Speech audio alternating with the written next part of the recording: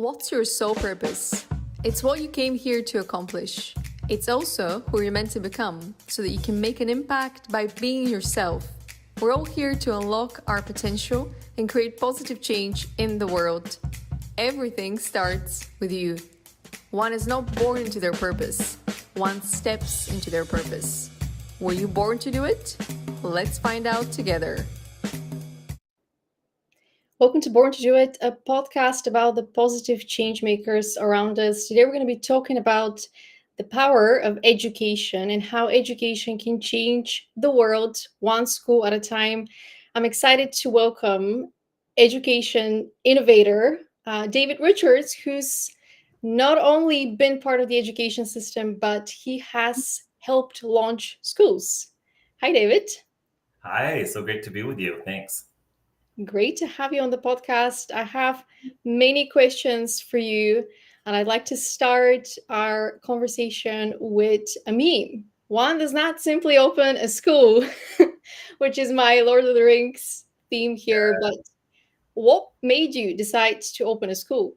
I think this is kind of the starting point of this huge pivotal journey for you.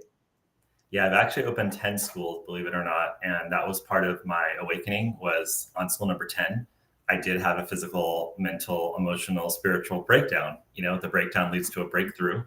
And it was from doing way too much and working way too hard. And so when I opened school number, I had worked with a big organization and helped them open 9 schools. And then I decided to open my own school, which was a moment from the heart, just a clarity moment, an intuitive moment where I was an executive. I was kind of living the external life. And I just had this moment when I was hiking. I was actually holding my 3-year-old son. Completely, this story won't surprise you, completely connected to nature. His heart was next to my heart. And the whisper said, "You're quitting your job and you're starting your own school." And at that point, I was not fully awakened or in the awakening process. And so I was like, what is going on here? But I still had enough wisdom to follow that small, still voice. And so it took me about 3 months of, creating my own suffering and fighting with my mind and saying, I can't quit. I have this great job and all the stuff we do as humans. And after about 3 months, I realized this is my calling. I need to literally just jump off the metaphorical cliff and start a school for younger kids because I had worked in high schools. And so I was really inspired to start a school where the clear mission was a love-based school where kids were actually at the center and they were the ones that were in charge. And that was the vision of the school. And that's the school I started 9 years ago. I love it. And I can relate to your story because the same thing happened to me. And it's a leap of faith because it sounds crazy to you and to others. And at the time when it's not that I even heard the voice. I knew. I woke up one day and I knew this is it. Yep. And once I took that leap of faith, the voice experience happened. It was like, go back home. You have to ground this vision. And I went back home. Everything came to me. And I still have questions. I'm still puzzled. Why is my journey taking these twists and turns? I trust it, but I don't understand why are other people's journeys seemingly going forward like that, and mine is everywhere. But I think every experience is helping us collect puzzle pieces, I suppose. Absolutely. So when you heard that voice, were you at a point where you were feeling that pressure of maybe I should slow down or maybe I should change something about it? Or were you completely immersed into your job? You were in love with what you were doing and you just heard that voice and your life was never the same? It's the latter. Yeah, I heard the voice. My life was never the same. So like I said, I'd kind of worked really hard to get to this executive role. And I thought, how could I start over? I was the second in command in an organization of 500 employees. So, I was that guy. The ego was like really happy and everybody knew who I was. And I was, that guy. And to start a school from scratch, I went from that guy to not having any money in the bank account. And so but what ended up happening was I took that leap of faith and I started the school and it was really successful. Everything just, everything just fell into place. We found this huge building that wasn't even on the market. Like, the perfect teachers walked in the door, the perfect, school leader, everything just fell into place. And at that point, 9 years ago, I wasn't quite seeing it that way. So it still felt really stressful. But as I look back, it was really guided and, it was not something I was pushing a lot, but everything was actually in the flow. But at the end of that year, because I was so stressed from that huge transition, I actually did have the physical health issue where I got facial paralysis, Bell's palsy, and I was pretty much in bed for about 4 months. And that was the universe putting me on a timeout after, so many years of pushing, living in survival self and nervous system on overdrive. And so it was at that moment that I really, like, my life drastically changed when I turned 40. And then a year later, when the school was in, it drastically changed again. Yeah. And it's never been the same. It's never been the same, yeah, and it's never going to be the same because you're trusting this journey, and it's a journey that it's a little bit like a rose. It's almost like always new petals unfolding and opening, and it's a beautiful metaphor from nature. But if you were to kind of guide somebody, how does one open a school? If you were to give a framework to someone that's listening to this episode and thinks to themselves, I want to work in the education sector, or I am already in the education sector and I want to pave my new path. I want to insert my own philosophy into a brand new school. Yeah, such a great question. And you're going to appreciate this part of the story too. So when I first opened my school and I was having my breakdown, I ended up going into this course with Dr. Shafali Sabari, who's a child psychologist, but also really what I like to call like an awakener. She really helps you wake up. And during that process, I met an intuitive that did a reading for me. And this was like the first week or so, or I'm sorry, the last week of when school opened. So it was kind of right after I'd had my health crisis. And she said to me, well, I know what's going to happen and what you need to be doing. This was 9 years ago. She said, there's going to be a revolution from the grassroots, from the bottom up, from people on the ground, whether it's parents, students, teachers, people that are actually on the ground with the kids and the kids themselves. And she's like, and part of your mission is to lead that. And so it felt really clear when she said it. I was like, yes, absolutely. My soul knows the same thing. I absolutely agree. And then, of course, I'm like, wait, I just opened a school. Like, I have so much in front of me right now. And I remember asking her, there was a pause, when someone's really intuitive, she gave me the whole kind of reading. And then there was a pause where she said, what's going on in your mind right now? And I said, oh, my mind is literally, it's like World War III in my mind. Like, how could this lady be saying this? And there's no way that I could be doing this. This is so illogical. And I had so many concerns and questions. And again, this was 9 years ago, before I had all the tools that I have now to not let the mind kind of go crazy like that. But basically, from that point forward, I kind of left that vision in the back of my mind and kept running the school. And fast forward 9 years from now, 9 years later, I am now launching an organization that helps people open micro schools. And what she had talked about, and what like our intuitive visions were so aligned, was that these will be small autonomous schools that are led by the community and led by the people, and no longer part of the government system. Mm-hmm. And so I just reached out to her the other day and I said, I knew your vision was correct, but the timeline is always hard to know, right? It's just hard to know. You were so accurate, but I think you were like 9 years off. And so here we are 9 years later, and it's like everything she said is just perfectly aligning. And so to open a school is not as hard as you think, because you can do it with a small group of kids, right? So I'm really excited about the micro schools movement, which is an idea, and it's happening across the world. There's now 125,000 in the US, and it's anywhere from 10 to 100 kids in a building. So if you're a teacher right now, or a parent that feels like you have a vision, or even just a calling or a feeling that you could bring a school to fruition, I think we think of like the schools we went to, like 500 kids, 2,000 kids, and all the regulations. It's just going to be so hard. And it's not super easy. But if you think about it, there's now places where, you can start a school in your living room with an organization called Prenda. I think it's like prenda.com. You can find 5 kids in your neighborhood and they give you everything you need. It's like school in a box, a living room school in a box, and they give you everything you need to open a school. You can do it as a homeschool collective or a homeschool learning center. So you don't have to worry about all of the kind of bureaucratic red tape. And you could literally start a school in like a month or two. You could just find 4 kids plus your own, or 5 kids if you're a teacher, and find a space like a co-working space or your living room, and you could start a micro school. Or you could, do something a little more complex and maybe have 100 kids and grow into it slowly. I'm working with several clients, and some of them are doing, 100 kids, some of them are doing 5 or 10. But basically, there's a pathway and there's a movement happening now that is allowing people on the ground in the community to really create a school quickly, and one that is the complete opposite of the ones most of us went to, right? It's like really mired in the factory model and mired in command and control. And so from our standpoint as spiritual seekers, we can have schools where you can actually not kids are already super intuitive and they're already Yeah. things we're seeing that we have to kind of like fall back into. So if you can create a space where they can do that and the environment is great, then the world's going to be totally different. Absolutely. And I was thinking about my experience at school and university before our conversation, and I kept thinking in both systems, primary school, higher education, it feels like my thinking was only suppressed. It feels like I started with so much enthusiasm, so much joy, and by the end, I was just kind of suppressed, especially university. I feel like university is the place where you get to adapt your own philosophy, create your own ideas.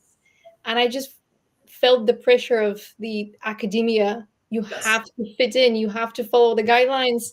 But those guidelines did not care about my thoughts, my ideas. And I was studying journalism and creative writing, which is, Wow. supposedly the one Right. where your voice should be the most expressed.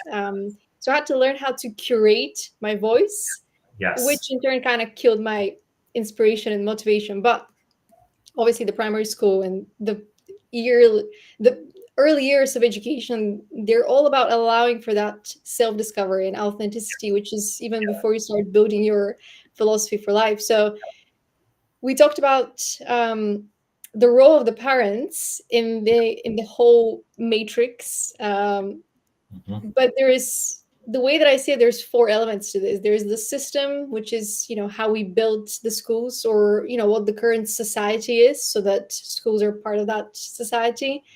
Yeah. Then we have the teachers, who should be the messenger of wisdom, ideally, enlightened teachers, which is not something that is widespread. I'd say people still think of enlightenment as something reserved for the monks, Yep. select few that live somewhere high in the mountain, which is far from, the truth. Spirituality is a human right, essentially. And Yes. then parents, the way that I see parents, they are not enlightened necessarily, but they're empowered to the point where they feel leaders within their own lives, so that they can empower their children. They can empower the teachers to lead in a better way. And finally, the children, they should just be curious. We should feel that curiosity within them. And the way that I've created this graph is the children are as far removed from the system as possible, because they should just be children and enjoy the process. Obviously, their feedback matters when designing the system, but what are your thoughts, and how can we make this happen worldwide, not just in, micro schools? Yeah, well, I think what you had mentioned about the creativity and the curiosity. So there's a really amazing researcher who has recently passed, but crossed over. But his name was Sir Ken Robinson. He's a UK professor, and he had one of the most watched TED Talks and YouTube ever, which is he wrote a book called Creative Schools, and his argument basically is starting in first grade, schools actually kill curiosity and creativity. So by the time you're in high school, you're not even interested in school. So that's the current system. And the system or the vision that I see is, I love this visual, and I love that you did circles. Of course you did circles, and that it's, everything's interconnected and intertwined. And I feel like it's, like I said, the vision that I've had that's been handed to me for almost a decade now is that we have to really empower the people on the ground. And to your point around parents and children, we need to create environments where we can get out of the way, right, of the kids, because they're beautiful beings that can, learn and ask questions, and they're open and they're free. And then we kind of beat that out of them. And so we need to create environments where the kids can be free and open and basically stay curious and, be in love and all the things they do amazingly. Like if you want to learn how to be spiritual, just watch a kid, right? And the teachers also, we need to have, at the end of the day, I'm looking at your graphic and I'm like, my eyes just went right to the middle. If there was like a center dot, it all starts within you at the end of the day, right? So everyone in the system, the vision would be that one day they're all actually, doing inner work and working on themselves and trying to heal their shadows and their wounds. But I think in the short term, that's where we're moving, right? But in the short term, if we can get more and more adults that are actually doing the work, and like you said, not enlightened like it's a past tense, but actually doing the work on themselves, whatever that looks like, and really opening up to where their blocks are for the light to shine, right? And the more adults we have doing that, and the more adults we have, doing the micro schools or creating different types of schools, or just doing amazing work in a traditional system because they're doing the work within themselves, you'll start to see things change slowly but surely, right? That's the ripple effect of a spiritual journey, is that you do the work within yourself, and then the people around you start to change and everything starts to change. So we need more and more adults that are in the system, whether they're teachers, principals, starting schools, whatever it may be, and really creating the environment and the spaces like a Maria Montessori, right? If a lot of people have heard of Montessori schools. She was 100 years before her time. And I feel like the schools she created are now what we need to move to, where kids are at the center and it's all about peace and love. And so I think it's having more and more Maria Montessori's that are creating the ripple effects across the whole system. Yeah, there's a lot of discovery in her model and kind of the teachings there. And I think that discovery is not limited to just the children. It's a discovery for the parents, for the teachers, and for the system. If the system is relying on the innovation, then it must always be scanning for new solutions. And I think the conversations that I'm noticing now and the conversations that I'm starting, they're looking to find more solutions versus just outlining the problems, because I feel like it's very easy to criticize. It's very easy to say there's a problem, this is the problem, my teachers were the problem, my curriculum was the problem, but what's the solution? I think the more you start to work on yourself, that self-growth journey, the more you start to think, well, all the work that I'm doing now, how can I channel that potential into bettering something? How can I channel my own solutions? Which is where the rise of the entrepreneurs and the startups is, we're seeing a boom now, and we're seeing younger people wanting to pave their own way because they feel more empowered. Maybe this is the effect of the pandemic. We all had to shut down, we all had to rest in order for us to reestablish some of that connection with our higher selves. And maybe this was part of the grand plan. It's not that we suffer more, but that through that collective suffering, we find the light within, find that voice within, trust that guidance, because there's so many distractions. And if we rely on the distractions to raise us, which for many generations, this has been the case, especially the last 2 generations, they've had this huge boom of TV and then music, the arcades, and then the internet, a lot of distractions, a lot of flashing lights, a lot of new voices that you can find in seconds. But what happened to that self-growth journey? A lot of people got lost because there was so much entertainment available. And yet the education should have that sense of play. So it's that balance. Yeah. And I think really, what you're pointing to when you talked about people always looking for the solutions is that's the duality of the egoic mind, right? Is that we believe that everything's dualistic, right? So, and what we do is we kind of project it onto the outside, right? So it's the teacher, it's the system. And so like you said, it's really easy to complain and criticize. And what I'm trying to emulate and model for people, or models for people will emulate, is to show people that when you start to really understand that there's no separation and there's oneness, then you start to see that there's not actually, the problem's already been solved. It's already been solved. It's just a question of how you take it from the unmanifested into the form and show that there's a different way, right? And so I feel like, like I said before, if we can actually have more adults that are waking up and starting to bring the best version of themselves, and they're starting to see the world without separation and the interconnected oneness, that you see when you're really viewing the world from your highest self, then you're going to start to see that ripple. And the kids, like I said, the kids are going to catch on really quickly, especially this, like you said, every generation is getting more and more like just amazing, right? And they're not dealing with kind of the old tired paradigm of command and control and all the things that my generation, my parents' generation, they were okay with that. And I feel like the younger kids, Generation X and the millennials, they're not interested. Generation Z, they're not interested in this controlling, there's this bureaucratic system and all these things. They're really interested in being free. And so it's going to happen. And, even in the Montessori system, they still have these top-down controlling systems for the adults. It's so funny to me because I do a lot of consulting with Montessori schools, and it's like they're talking about how the kids should have all this time to self-direct and be free and make their own choices. And it's so wonderful in the classroom. And then I'm sitting with the principal, and he or she's talking about how they're putting somebody on a plan because they didn't wear the right clothes. And I'm like, wait, so you're controlling the adults. Mm-hmm. So it's incongruous and the philosophy is not matching. So I feel like we need systems driven by these younger people that are really seeing that there's a new way that's coming from the inside out. So the problem's already been solved, right? There is actually the only problem is that we believe that there's separation. So once you've solved that problem and you see the world as one, then the solutions come every second. There's 5,000 solutions, right? But we do the opposite. We go for, oh, there's a solution here, and we go into the ego and the external. Mm-hmm. So once we get clear, like, your story of taking a leap, my story of taking a leap, once we come from that space and we start to see the world from that space and we start to see that the solutions will come seamlessly, that's how the education system will start to change. Yeah. More and more people doing it. Yeah. Absolutely. And you mentioned a key word here, freedom. A lot of young people want the freedom. And it's not that the older generations didn't want the freedom.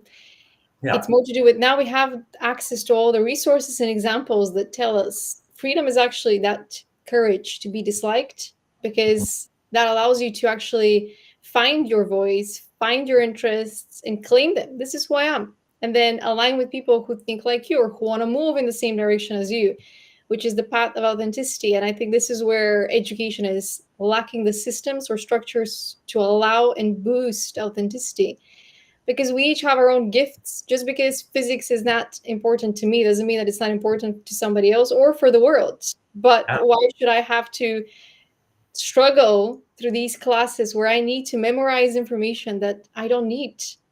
And it's quite interesting that I say this now, but a year ago when I had my big breakdown, I actually had a physics book, quantum physics book, and I opened it and I understood everything in like one day. And I was like, well, I tried reading this book 5 years ago. It was a struggle. Now I opened it because the information was already flowing from my higher self. It's like, okay, now I understand. But then there's that bigger conversation of science and spirituality. They're teaching us the same thing, Yeah. just in different vocabulary. So how can we make them be friends again, science and spirituality, which I think will have an impact from the top down in a bigger, picture way. But these are Yeah. the conversations for, I suppose, media as well. What's the media representation around spirituality and science and academia? Obviously, academia has an ego problem, I would say. Yeah. Big I think time. there are so many intelligent people in academia, but if they were just to open a little bit, open up Mhm. to spirituality, they will be channeling these huge papers that can change the world so much Yeah. faster and with such bigger impact. But the ego doesn't want to make way for the Well, I higher would say, yeah, I was not raised with any kind of formalized religion. And when I had my awakening, I just noticed there were so many conditioned responses and beliefs around anti-religion. Everything had to be database and scientific. And so I regularly say that my religion was intellectualism, because I grew up in poverty and I saw my dad's second wife, who had been very educated. It was the first time we had somebody like that in our family. So I saw that as my pathway to freedom, back to freedom. I thought it was my pathway out of the kind of dysfunction I grew up in. And so I fully gave all of myself to this God of intellectual, the college degree and, all the media and all the things. This sort of like educated elite was my world for a really long time. And so what I noticed is that it was really hard for me to actually disentangle from that. So if you think about the academia or the higher education system, is actually to wholeheartedly, completely mired in individual ego and the law of the word, not the word like capital W, like the word like, do you have evidence? Do you have data? You support it with an intel, and what that does is that puts us completely, like my head actually just saying it is starting to tighten, right? Because it puts us completely in our head and it removes the heart. And so if you think about the way the system was designed, it's the whole entire thing is to basically, if you say anything that's not intellectually supported and that you're the smartest person in the room, like you will be run out of there, and there's not a lot of space for it. But that still comes from the trauma, because the system is designed to promote the trauma, to keep that childhood trauma and keep you in these coping mechanisms. Because people that turn to academia, that's their way of, look what I just created, love me Yep. for it now, will you? So they think, if I stop defending my theories, if I stop writing these papers, what's my value? and our value is inherent, and we have so many gifts beyond the skills that we've developed and the skills that we're unlocking. So it's a huge mindset shift, and that's why I'm saying it's a loss for humanity that we have so many intelligent people that cannot really connect with their inner child, with their higher self, with their emotional intelligence, because the way that they would transform their lives is monumental. Especially, you as an empath, I'm sure you've had Yeah. these conversations with people that they lead with the mind so much that Mhm. there's no room for that heart to connect them with people.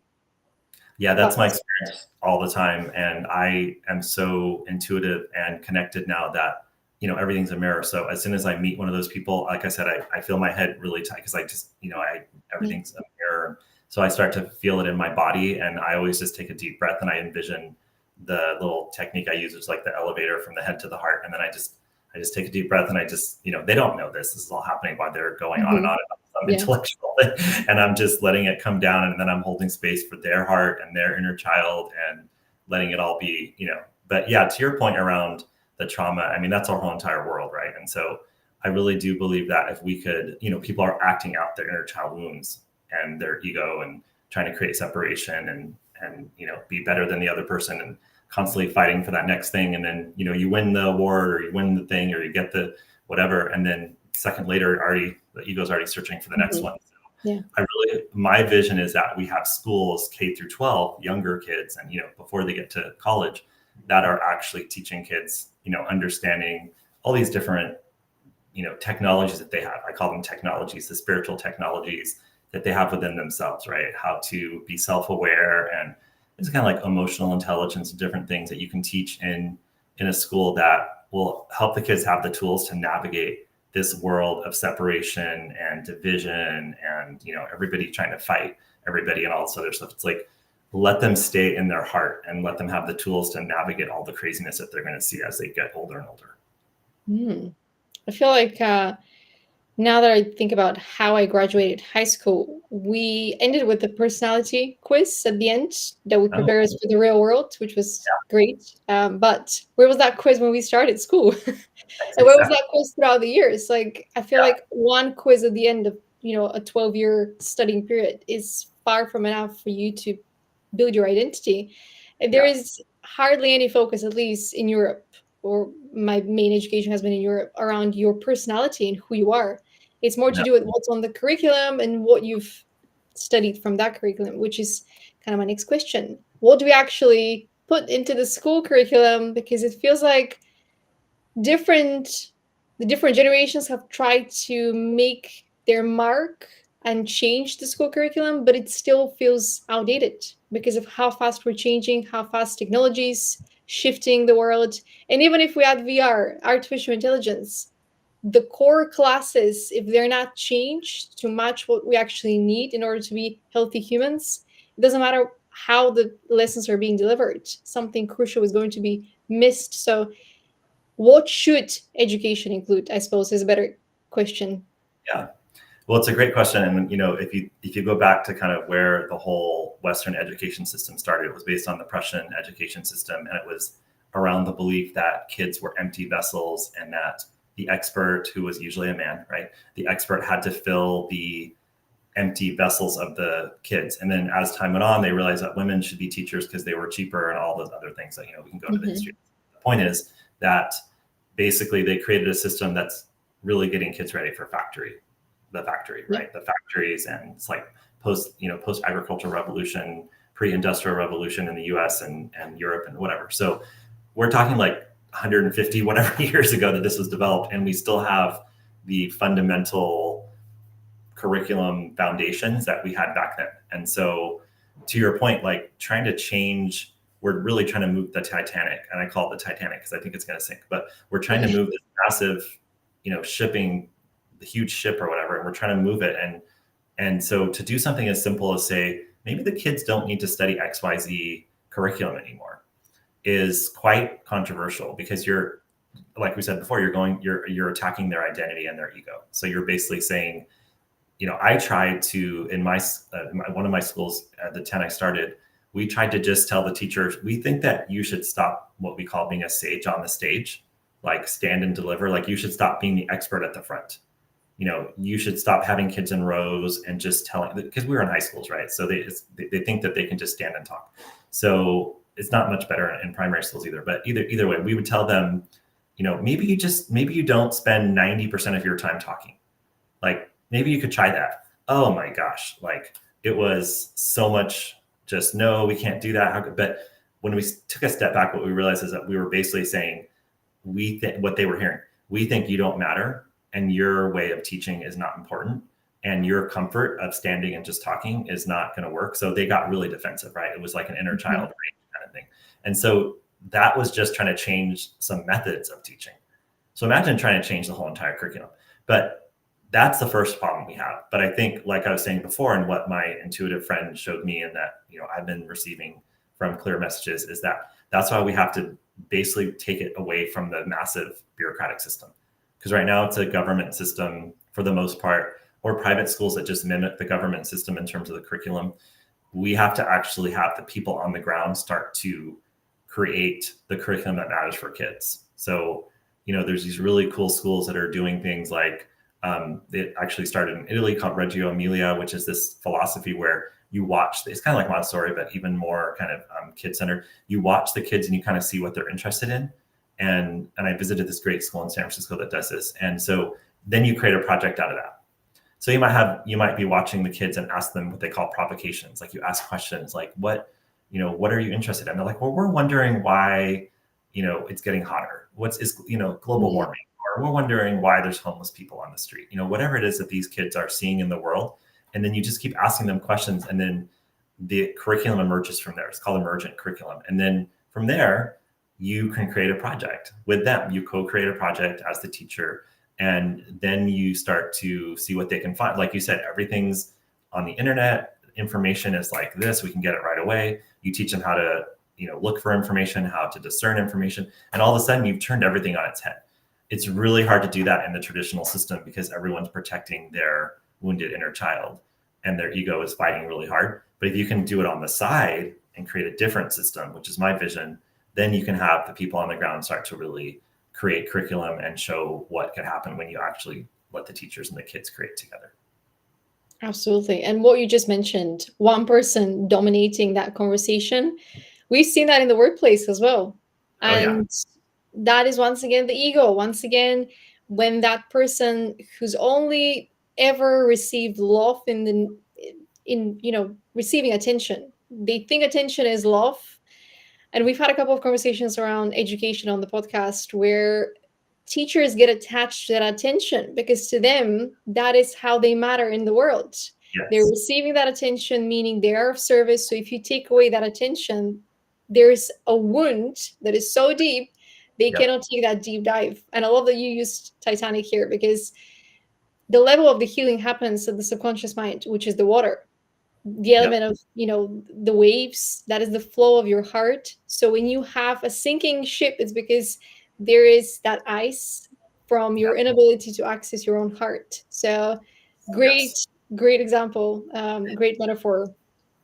And soft skills, unfortunately, are not at the heart of education, and yet they are at the heart of the workplace. So there's definitely a gap that is becoming more obvious. I think the fact that we're seeing even media and governments talking about mental health means that it cannot be ignored anymore. It cannot be avoided. We've reached that point of, okay, now we have to acknowledge the elephant. And the elephant is quite depressed. The elephant is suffering from burnout. Yes. And some of the symptoms might have been quite silent in the past, but now this burnout epidemic, depressive epidemic, anxious epidemic, it has different manifestations for us to be able to recognize it a little bit faster and to be able to talk about it in a way that actually has data, because people love to see the physical aspects of things, especially those that aren't as connected to spirituality. I had another question when I was preparing the slides for our conversation, which was, if we have access to so much information, so much technology, why is the ignorance so high? The level of ignorance, why is it still high? Why are we still fighting? Why is there still so much division? And what came to mind was this kind of framework. Ignorance is the first step. If we keep people ignorant, they will fight among themselves and maintain divided. which then leads us to arrogance, which is where the ego thrives even more. If we don't teach people emotional intelligence, they will self-destruct and attack further one another, which is where people that carry that trauma, they actually project it so much within, they start to self-destruct and they don't realize it. And finally, whereas the inequality, which is a huge problem for the whole world, Yeah.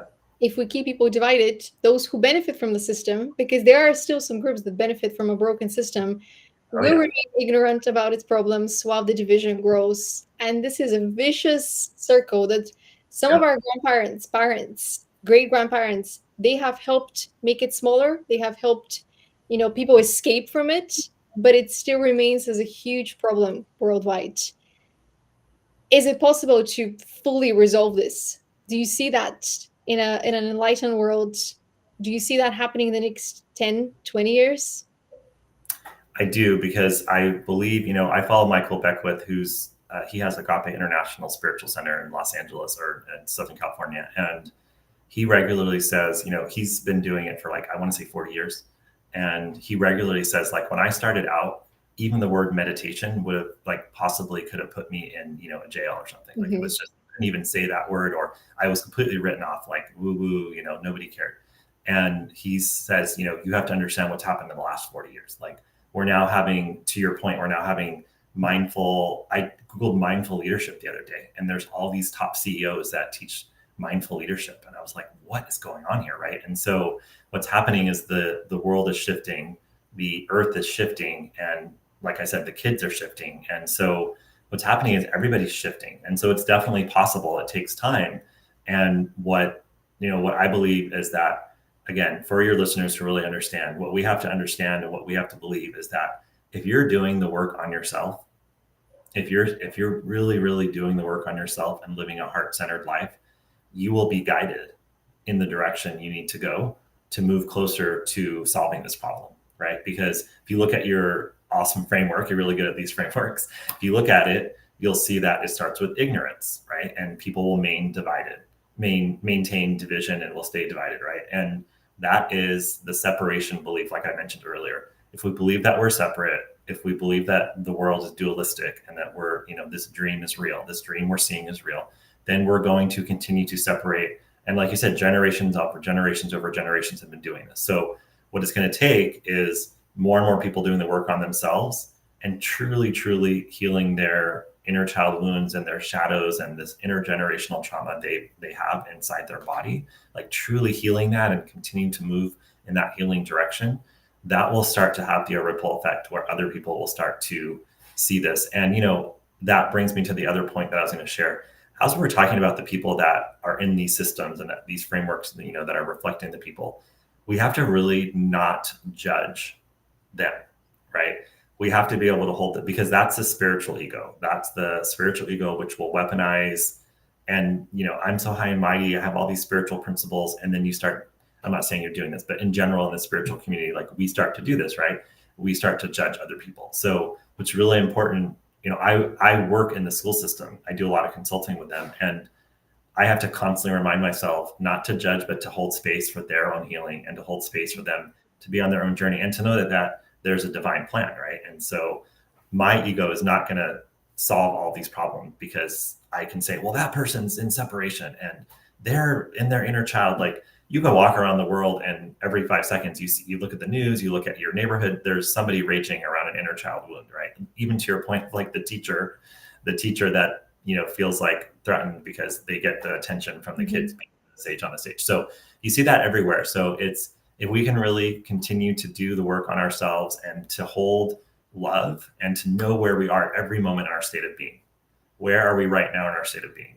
Are we in separation or are we in oneness? Just continually check on yourself. Am I in separation? Am I in oneness? And that's emotional intelligence, right? Self-awareness. And that will start to change this slowly but surely. And my dream is that, like, 40 years from now, you'll be saying, oh gosh, you don't even, can you, in 2024 in academia, you can even mention the word spirituality. And now it's, mainstream. So that's what I'm hoping for.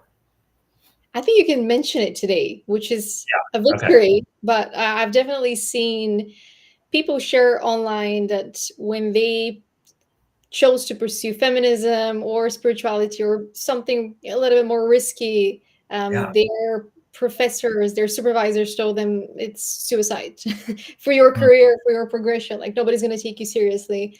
I think Mm-hmm. there was a research, there was a book from two scientists who met and they had a really spiritual connection and they did research on love. So the whole book was a capturing their journey through the doubt and through their faith that they're going to meet each other. And they were both pretty much guided not to pursue research on love because who does that? Like, love is just for the romantics, love is just for Jane Austen and Yeah. all these fools that choose to pursue literature. And then again, it's literature that has inspired us in our darkest days. So without the arts, we would be lost. And I think the arts continue to be seen as a distraction, but they are the type of distraction that brings you closer to your soul, that brings you closer to the soul of what it means to be human. And at that heart of this circle that is kind of divided at the moment, it's probably source, it's probably God, but Yeah. not the God that each religion wants to claim as their God, the Mm-hmm. creator of the divine, of everything. Yeah. And this is, I think, another aspect of bringing more people on the ascension journey, that they have to challenge some of their beliefs around what it means to be religious, spiritual, what Yes. mindfulness actually does, what's the subconscious mind, and finding that moving towards the light isn't just about the light. It's also about facing your shadow self. Yeah. It's also about facing where you need to take more accountability and where you need to set stronger boundaries. You can have the most empathy, but if you don't have healthy boundaries, you're going to be depleted. So you Absolutely. have to acknowledge other people's shadow self as well. So there's definitely a more academic conversation that can be done around spirituality for those that are ready to blend the two worlds. But Yeah. in the meantime, how can mindfulness transform the classroom? Very timely, putting the word mindfulness into the conversation. Well, yeah, I before I answer that, I was just going to share. I really believe that for those of for people that are listening that are on the ascension journey, that are on the awakening journey, I really want to encourage you to have the courage to really, like you said, the people that are trying to do feminism or fill in the blank, like me trying to shake up the education system. I think one of the biggest struggles I've had as an empath and as a people pleaser and all the things that people like us kind of end up getting conditioned to be is that I'm always scared to shake things up. That's sort of like my wounded inner child who's like, I'm worried about, I was abandoned and abused as an 8-year-old. So it's like, if I tell that person something they don't like, then my mom's going to leave. Like that's sort of my conditioned response and my subconscious belief. So I had to work through that. And it's really hard for me to just go out there and say like, we have to change this or we have to do this. So I encourage everyone. I know you have a lot of innovators listening and I really love what you're doing. And so I encourage people to really follow their heart and to really believe in that intuitive truth, right? And I did a past life regression, and the woman doing my reading was basically saying like you were beaten and mutilated and terrible things happened in your past lives for speaking the truth. And so you really have to like just stand in your truth and know that things might happen and the people around you might have crazy responses and they might yell at you and scream at you and you're not, think bad things could happen or they couldn't happen, but you have to really stand in your truth because that's part of my mission on this planet in this lifetime is to really tell the truth about the education system. So I just want to encourage people to do that. And as far as mindfulness goes, I feel like it's the same thing we've been talking about. So mindfulness can transform the classroom. I did a podcast. My podcast for a little while was called The Mindful Education Warrior. And I was trying to find the mindful education warrior. And I was trying to find people that were doing work for adults in the system. And believe it or not, that was very hard to find because everyone felt very comfortable to do mindfulness for kids. Because they're like, oh, well, kids can catch on really quickly. And it's like, there's research showing that mindfulness in the classroom really does help. And, I don't call it soft skills. I call it critical skills because they're not even soft skills. Like they are the skills. And so there's all this research supporting mindfulness in classrooms, but I couldn't find anybody. It was really hard to find people that are doing it with adults. It was like 10% of the community doing mindfulness in schools was 90% were kids and 10% were. So I started finding the adults. And what they said was, I got into it because I thought I was helping the kids, but then I realized I had to work on myself.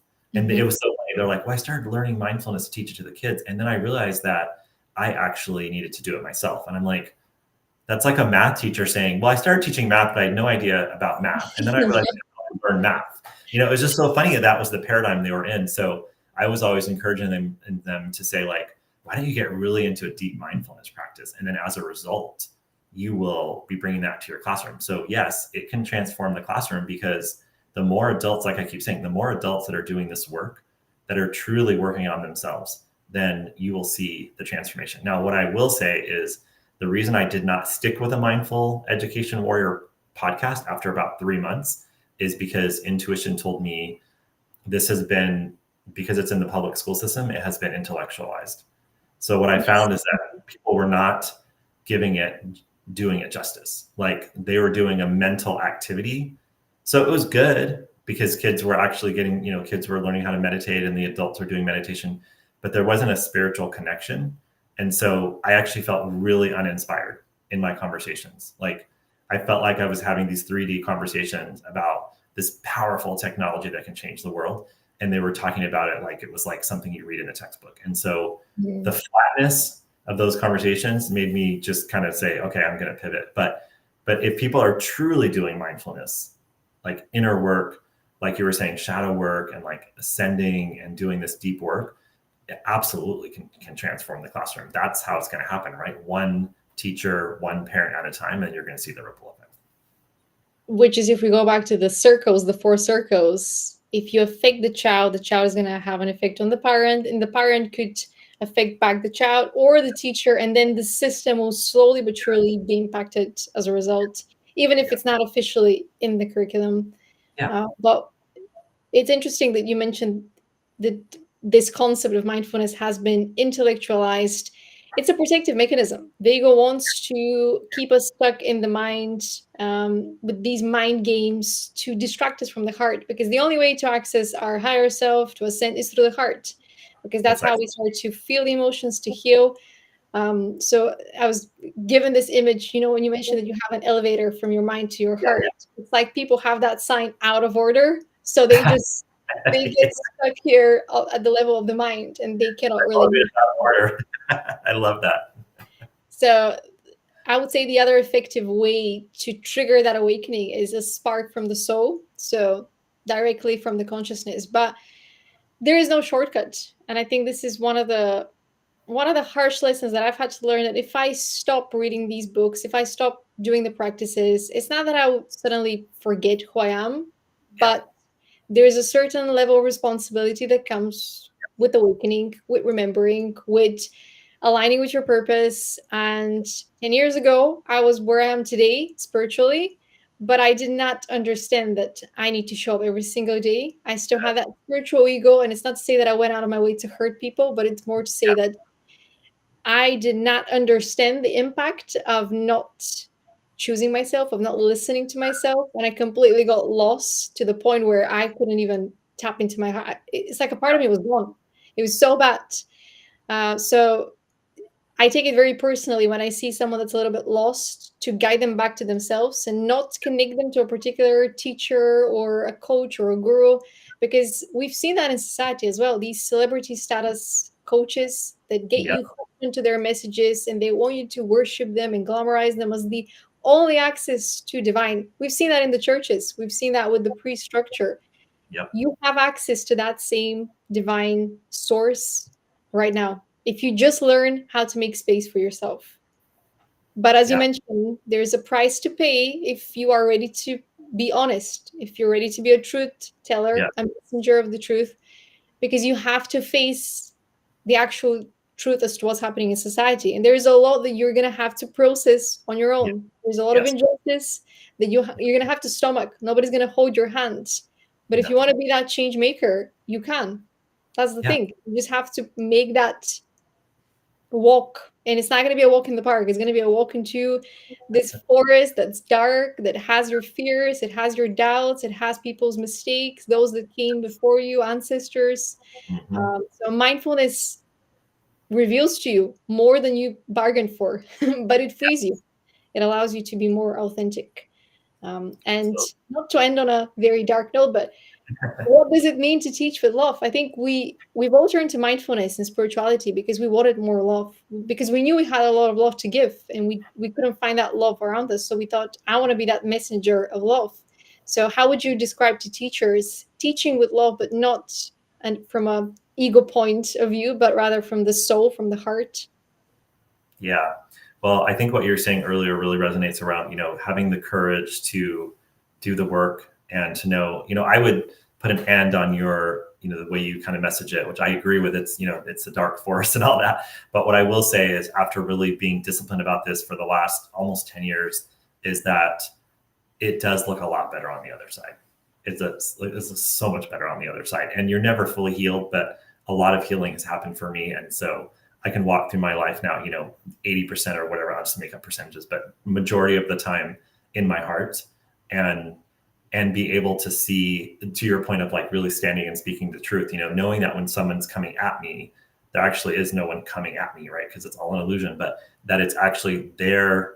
It only affects me if there's something still distorted or blocked within myself, right? So if somebody is criticizing and saying, well, you don't know that, then it's like, that only affects me because there's something within myself. So then if I start to feel something in my body, then I start to know that there's something that I need to work on, and that I have to kind of respond to the catalyst that has shown me where I'm still growing.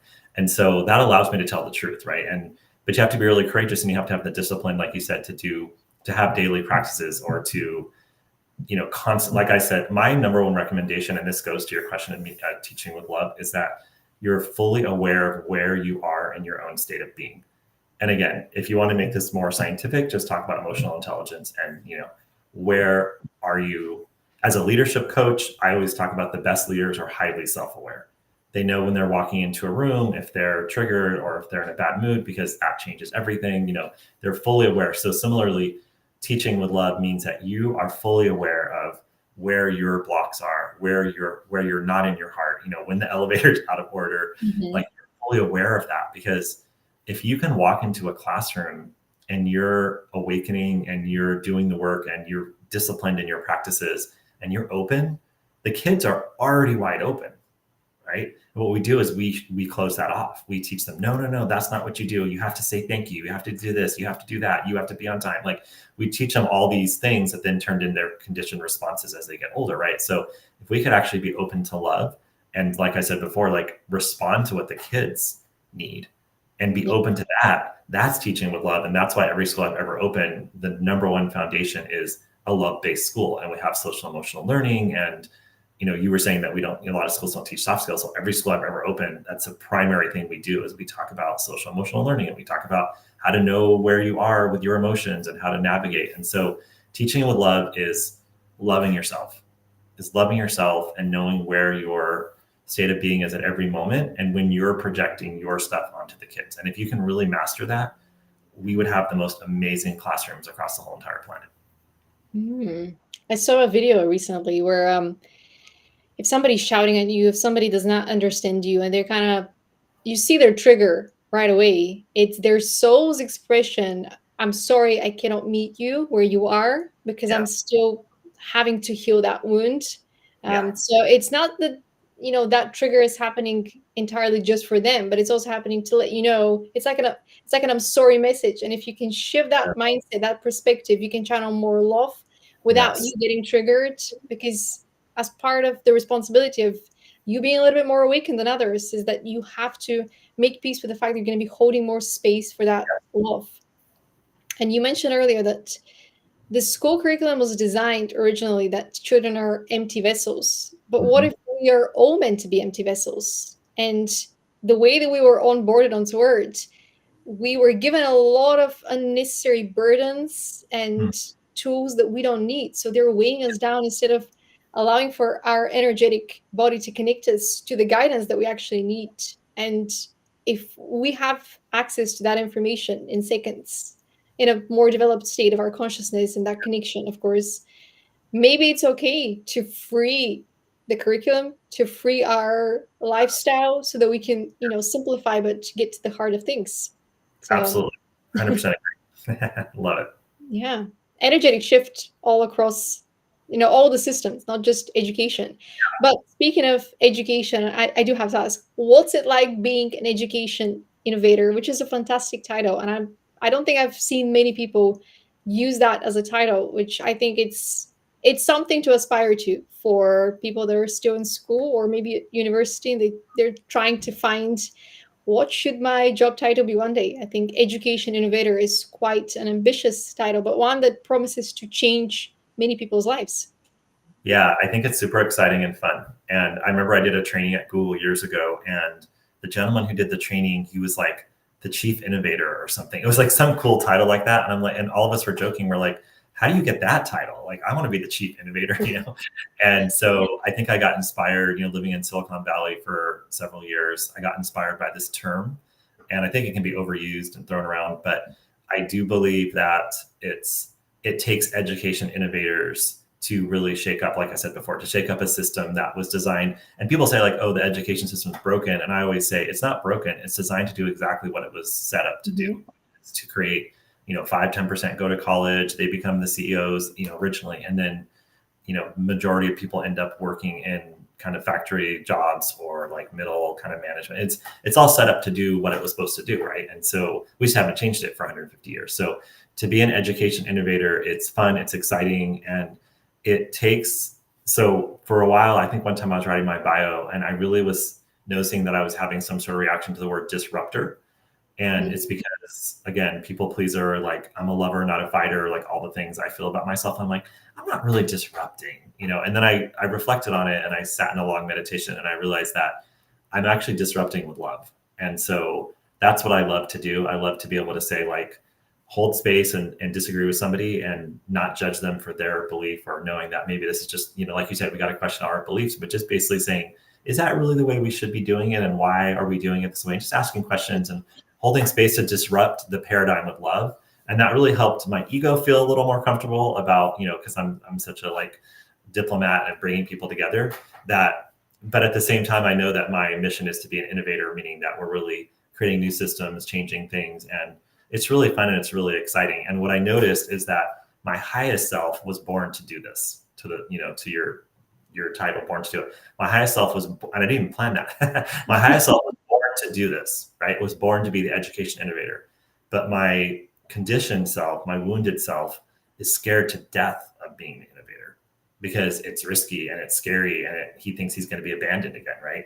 So I have to constantly be finding that balance between the wounded inner child and the divine child, right? And constantly just having that, like you said, it's a discipline practice. I check in with that scared energy every single day. Something comes up for that little guy who's scared, and just say like, okay, we're an education innovator. I know that makes you uncomfortable. You'd be much happier just staying in one spot and not having anything go wrong, right? So, but we're going to just lean into it a little bit. And so I'm constantly working with that energy within me that is scared to death of being the guy who's the innovator, and really, making sure that this highest version of me can slowly but surely come out and really be the education innovator that I was meant to be.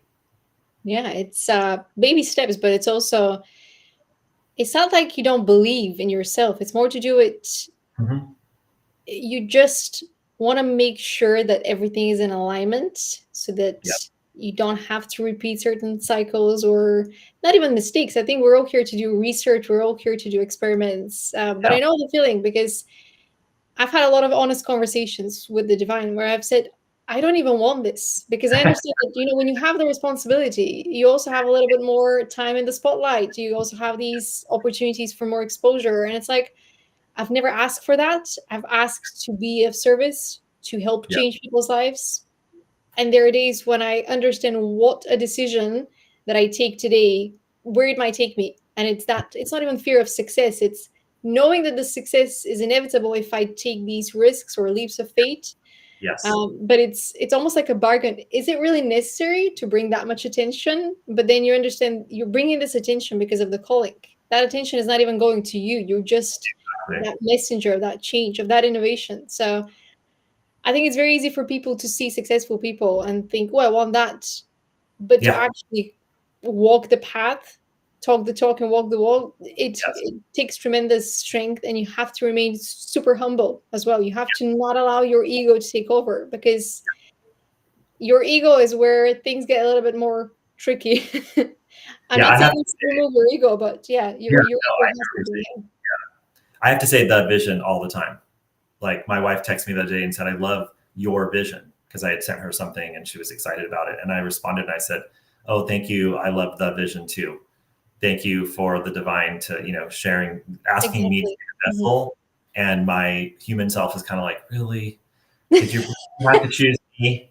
Like, I was just a great teacher. I would have loved being a high school teacher forever and not having to make all these changes. And Yeah. I love playing Mhm. with kids. And like, why can't I just be with the teenagers all day? That was so fun in my own one classroom. And, God divine says, sorry, that's not the plan we have for you on school or on earth. So Exactly. you're gonna have to rise to the occasion. So it's part of that work, and always checking on your ego, and with things like not saying I, and checking the my and me, and just saying, oh, it's the vision that I've been handed. So let's see what happens, and I'll keep rising to the occasion, and I'll keep asking the heart, what's my next step?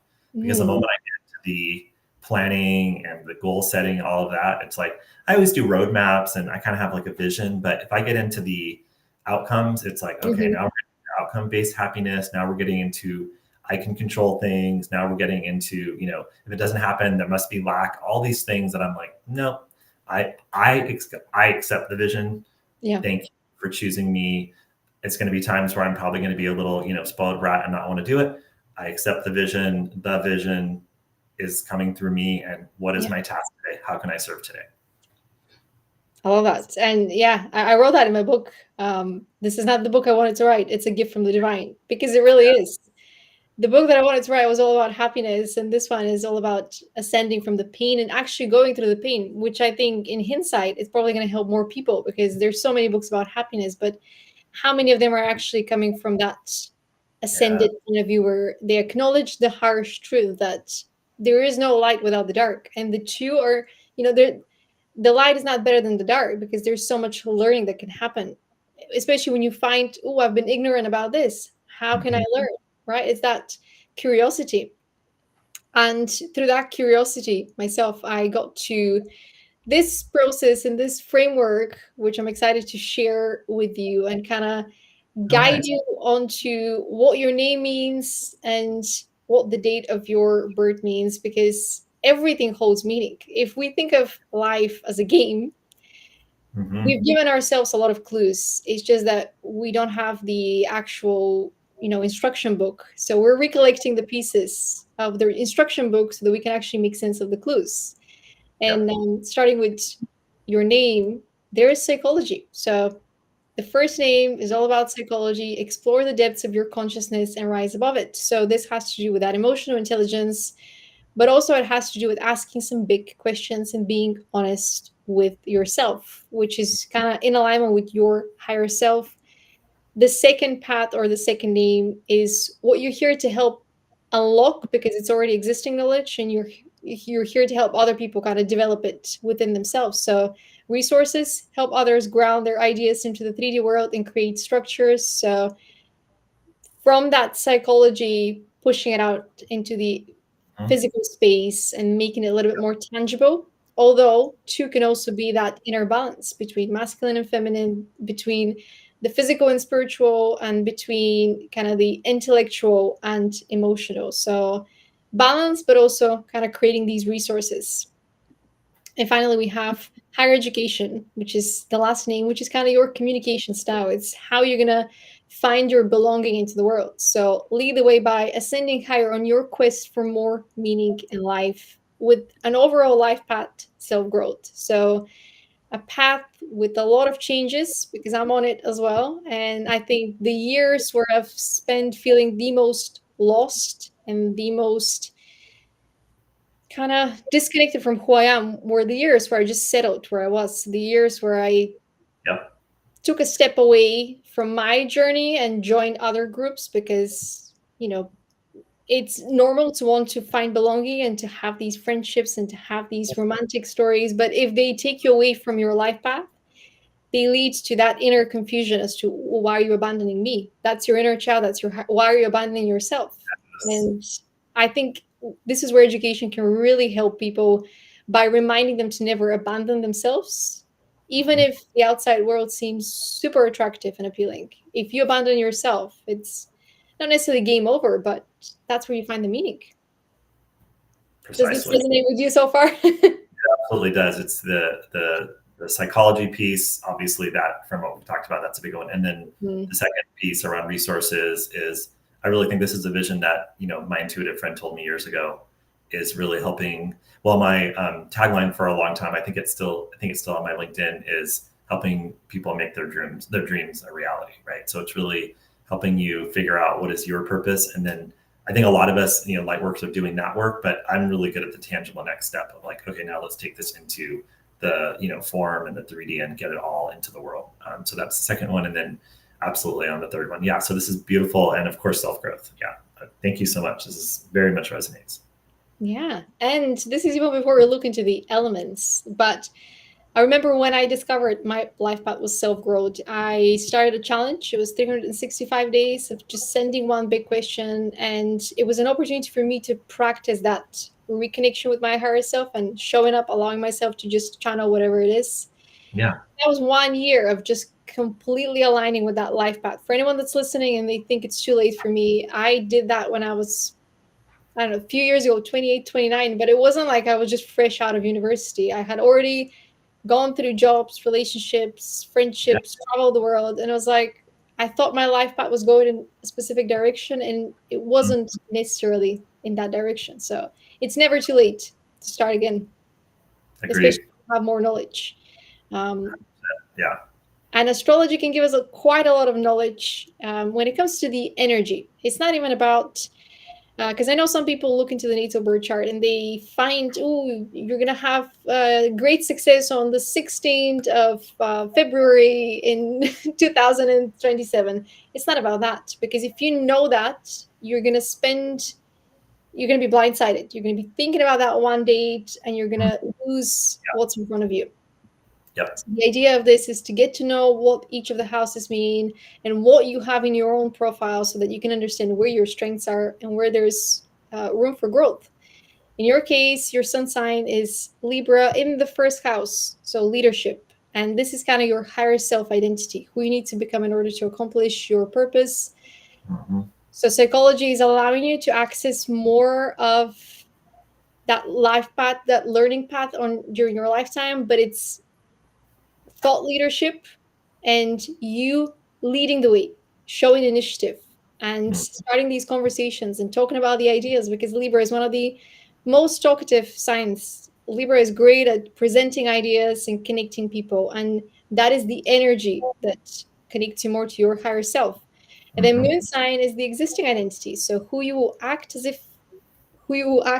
if you cannot rise to your full potential, meaning this is an identity that you feel very comfortable with, which is a, back to the heart space. For you, that's normal. For you, this is where you thrive. So you have access to emotional intelligence kind of by default. One of the lucky ones. Some people have to, fight a lot to get to that level. But if you just feel the ideas, if you just spend time pondering these ideas, you're not going to be rising to the level of your higher self, where you actually delegate tasks, where you actually reach out and you create that magic by sharing some bold ideas and maybe triggering some people. But that's how we change the world, through Yeah. actually communicating and leading the way in your case.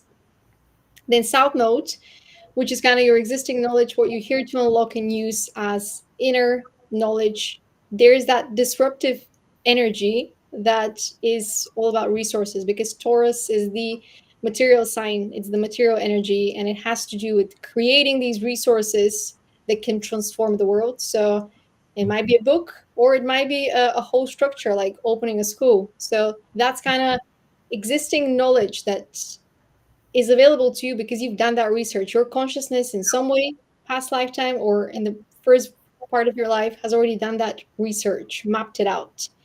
And then your Yep. North Node, there is the resources again with Scorpio. So that heart-led energy is not going anywhere. You're just accessing it from a different perspective, from the point of view, how can I channel that love into the resources and connect with people with that energy? So here to learn that as the heart-led building, I suppose, of these resources. And then we have the rising sign, which is your communication style, how you're going to connect with the rest of the world. Libra, once again. So the more you spread these ideas, the more you record your episodes, however the podcasts are called, you are in complete alignment with your higher self, which is how you're paving your own path, essentially. But you're paving it in the most beautiful way, with your higher self kind of dropping the idea or dropping the brick, and you're just putting it down and kind of paving the structure forward. It's not even a brick, it's a stone, it's pebbles. Yes. And then we have the Venus sign, which is kind of your love language and how you're going to connect with people on a deeper level. So, inner circle, business partners. This is Virgo, another earth sign. So, all about humanitarianism and global mission because it's in the 11th house. So, soul tribe, people that are inspired to change the world, transform the world, innovate. This is kind of the instruction that comes, especially when you have 11 and 12 in your profile, that there is a spiritual calling, and some people don't have that, some people have it. I think we're all here to awaken to higher levels of existence by connecting with our spiritual self, but those that have 11 and 12, they're really here to unlock some of that knowledge and ground it onto earth. And that takes us to, connecting the numbers with the signs and the houses. You're here to be an example of thought leadership. So infuse your understanding of what it means to lead, to inspire others, and empower them into leadership. You're here to show people transformational impact with your actions. So remind people of their inner power and help them ground their innovative ideas in a sustainable way onto earth, especially with that transformation that is kind of grounding that energy from the heart level to the physical spaces. And then the humanitarian calling, uplift humanity with your work and co-create with your soul tribe as you pave the way for a new society. Because from ideas, once again, you're grounding it into the physical space. Mm-hmm. And your role, essentially, your higher self role is, with the sun sign and the North Node, is to channel those ideas and get people to fix their elevators, essentially, from their mind to their heart. Yes.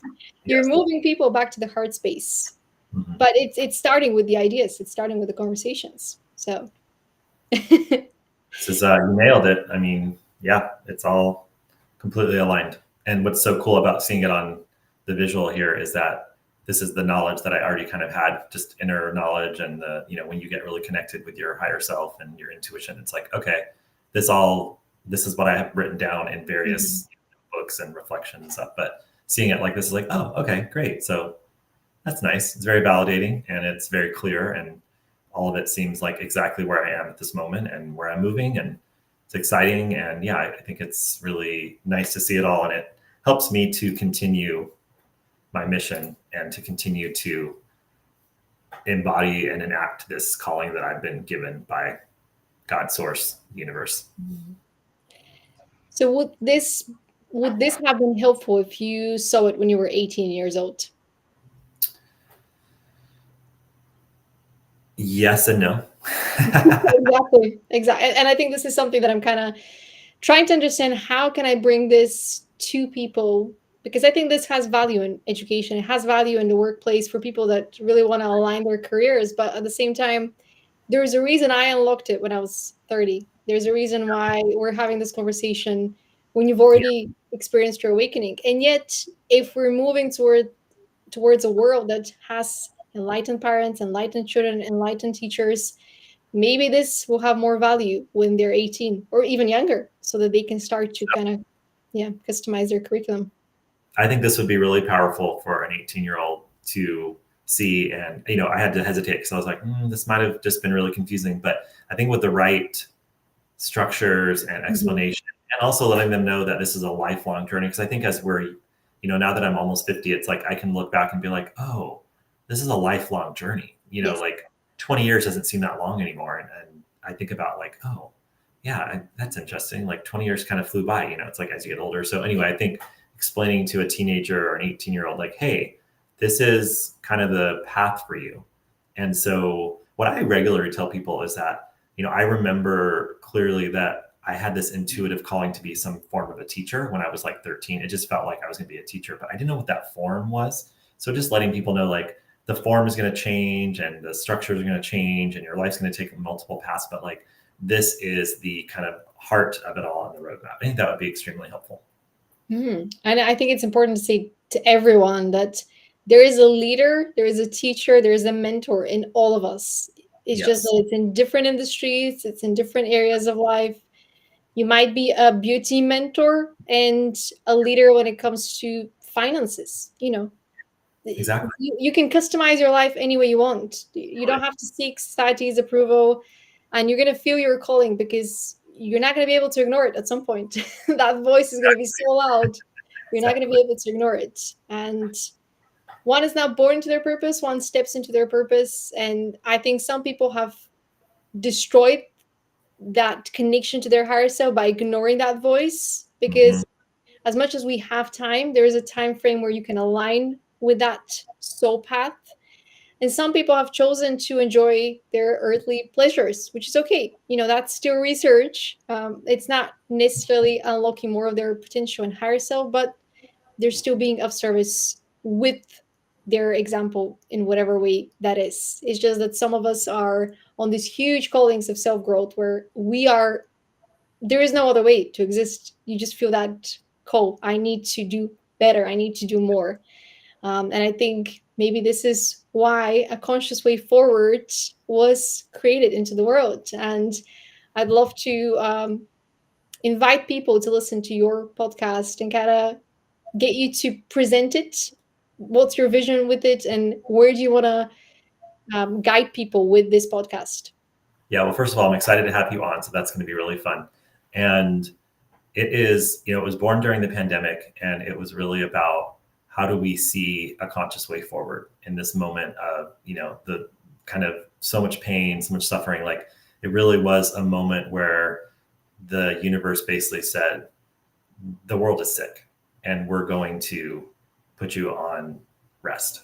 We're going to slow everything down. And I remember just when I was planning this podcast, I remember leaving my house, in my suburban neighborhood, and my kids are 10 and 13. And all of a sudden, I saw all the families out walking, during the pandemic when we were on lockdown. And it was like, I hadn't seen like teenagers walking and whole families walking in all the years I've lived here, 9 years. I've never seen that many people with their family together. So it was really about starting with that vision of love for yourself and, reconnecting with your higher self and all the things we've been talking about, and then bringing people on that could share conversations like these and have you see that you have the power and you're the creator, and what are the ways that you can be part of moving the world forward in a conscious way. Yeah. And I'm being brought to maybe it's a Bible verse: love yourself and love thy neighbor. And I Yes. think one of the reasons we've become strangers to one another is because we're strangers to who we are. Yes. So the way to befriend the world is to befriend yourself, to understand that you are not an enemy to yourself. And Yep.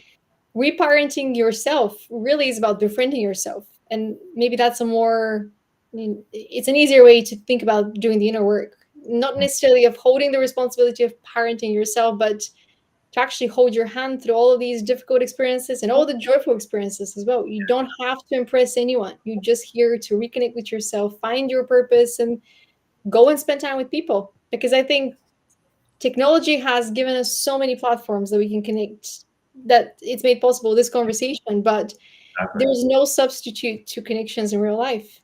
And I think education is doing that brilliantly. It's getting people together, and it's harnessing the power of our energetic frequencies, our ideas, our joy, our emotions. It just needs a little bit of fine tuning, and Yeah. it's gonna be thriving once again. I don't And doubt it. even if absolutely. Yeah. even if we criticize our experiences, they still helped us become who we are. So it Yes. wasn't perfect, but it gave us a good foundation for Yes. how to build frameworks. Absolutely. And I was going to say, one thing the education system does brilliantly is create community. It's Mm, really good at creating community. And I feel like in all my years in the schools, it's like I deeply understand how to build a community, right? Because that's what you do all day, every day in the school and with kids. So I think the system is really great at that. And that it's great at that because the humans in it are great at that, right? And it's a place where it can thrive. And to your point around, like, this is schoolroom earth. So our when we went through school, it was supposed to be the way it was supposed to be. And that's what our generation needed. And it helped us sit right here, right now, and have all the experiences to move us towards our ascension and all that. So it's, but we're just at a place where the next generation, this current generation, is ready for the shakeup, and they're going to shake it up if we don't as the adults. So watch out. Watch out and join the revolution, I would say. Exactly. What would be your advice to someone who's considering entering education as their industry, where they want to become change makers? Yeah, I actually entered it and then left it for most of my 20s, and went into the corporate world, and then realized that my calling was to go back. And so I would basically say, your education experience does not have to be your experience as an adult, as a one in the field. So I would really encourage you to find the right place for you, right? Because in my mind, I thought, okay, I had this kind of, middle class public school and public high school, and it was kind of mediocre and uninspiring. And I was teased and bullied, and it didn't really fit in. I never fit in like a lot of the spiritual seekers. So I just thought, gosh, I don't want to go work there like that. That's not fun. So, but what I found is that there's really amazing schools that aren't like that. And so if you can find the school that fits you, and sometimes it takes a little practice to go a few different schools, but I would just say this, that, if your calling is to go into education, we need so many more light workers in the field. And basically love yourself, take care of yourself, find the right environment for you, and I think you'll be just great. Yeah, and find the time to meditate. You're going to understand what you need to do. Exactly, and just follow the guidance. Absolutely. Agreed. I've absolutely enjoyed our conversation, David. Thank you for joining Born to Do It. It kind of sounds like you fully aligned with your purpose, and unlocking your earth instructions was just a confirmation of the journey that you've had so far. So I'm excited to watch you open more schools and inspire new change makers, because I think the role of education is really to empower people to believe in their ability to change the world. So you're changing the world, and you're inspiring new voices to change the world. So thank you for leading the way. You're very A welcome. more conscious world. Yes, exactly. No, thanks, Stella. It was really fun to have you. And yeah, my mission is really to inspire others to figure out whatever it is they love to do. And if it is opening schools or whatever, I'm not opening. So the universe had told me 1,000 schools in 10 years. And my ego was kind of like, what? I can't do 1,000 schools. And I realized, oh, you're not opening them. You're the hub. You're the center of the circle, and you're spreading it out and getting people to open them across the world. So I'm excited to take on that mission. And you're right. I've aligned with the purpose, and it's freeing, and it's scary, and it's awesome. And thank you for a wonderful conversation. It's so great. And yeah, it's just great being with you. Yeah, great to connect, David. And thank you for listening.